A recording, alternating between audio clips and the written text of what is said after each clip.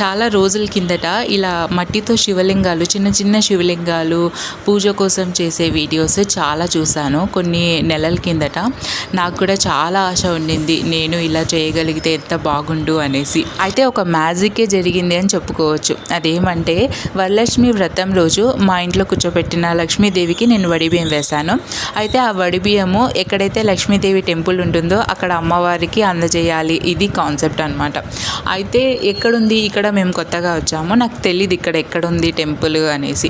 చాలా వెతికాను ఎక్కడుంది, సరౌండింగ్స్ అంతా పోయి చూసేసి వచ్చాను. అయితే ఎక్కడా దొరకలేదు. దొరికినా కూడా గ్రామ దేవతలు దొరుకుతున్నారనమాట.